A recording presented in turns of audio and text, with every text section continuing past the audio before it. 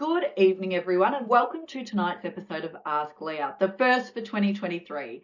Tonight's question came in via LinkedIn from a leader who is seeking some advice on how to tell his manager, his peer managers, and even some members of their team that the social gathering he has organised for his team, often at the pub or some other location after work, is just for his team.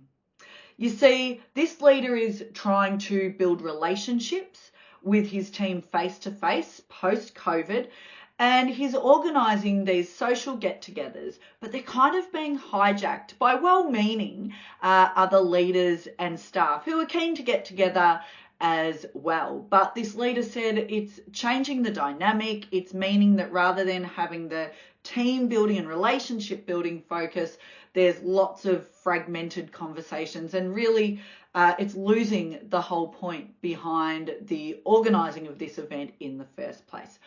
So I do have some strategies and some tips to share tonight, and I want you to think about how you can apply these to conversations you might need to have in your workplace or your life that are a bit uncomfortable. The very first point here is set expectations at the start.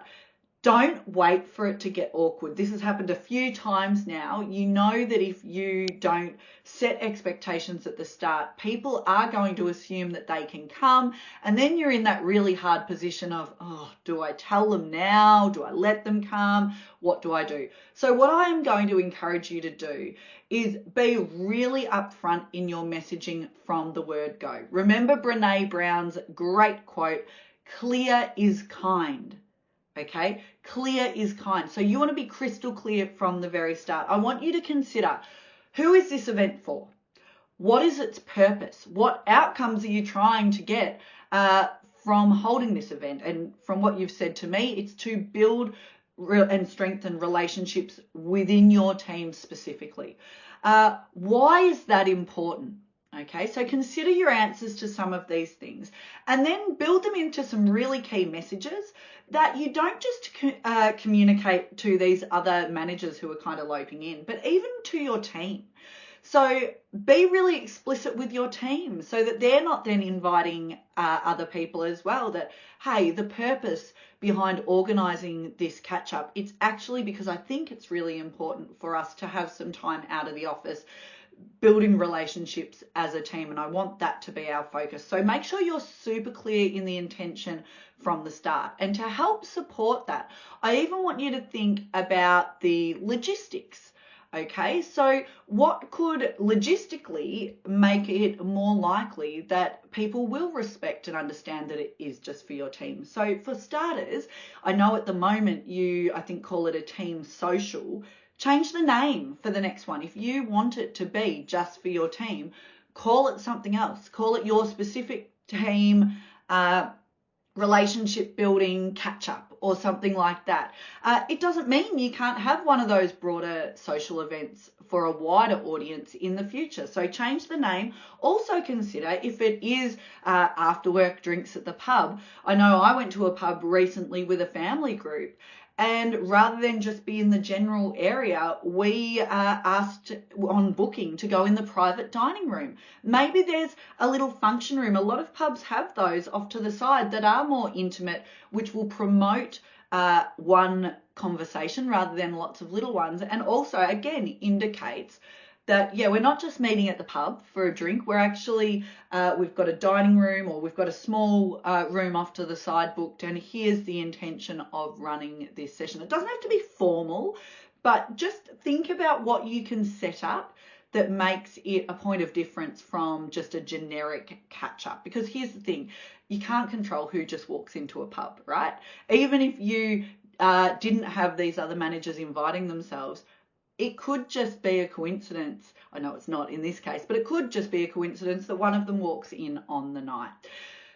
This has happened a few times for you. So the other thing I would encourage you to do is some Q&A sparring with yourself ahead of time. Think of the questions they're likely to have or the objections you're likely to face, and have a response to those prepared. proactively perhaps go to your manager and let them know, not in a you are not invited kind of way, but it might be a, hey, wanted to give you a heads up, I've organised this for the team. In this instance, our focus is keeping it really small because I'm really conscious that we need to start reforming those relationships of trust within the team in a non-work environment. So what we're going to do is X, Y, Z. And address the elephant in the room would be my last tip.